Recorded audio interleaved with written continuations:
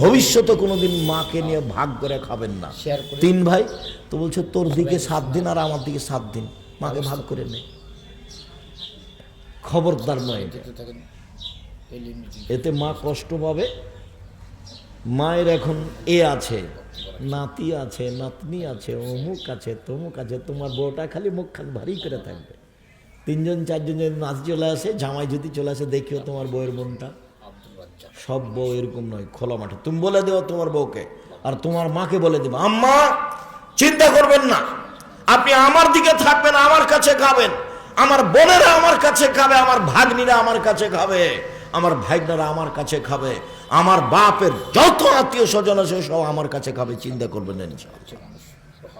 তোমার যখন এই কথা হবে তখন আল্লাহর পক্ষ থেকে দয়া খুলে যাবে, দেখবে কত রুজির অভাব নেই। আমার মা বলছে তোর বাড়িটার নাম মেহমানখানা, আমার মা বলছে যে তোর বাড়িটার নাম মেহমানখানা।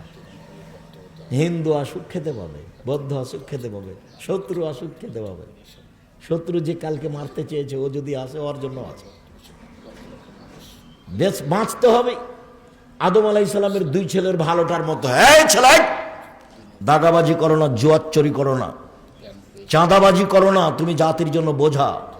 তোমার বাপ কাপুরুষ মানুষ, তোমাকে মানুষ করতে পারেনি, তুমি চাঁদাবাজি করো কেন? আদম আলাইহিস সালামের 2 ছেলের ভালোটার মতো হয়ে বাঁচো।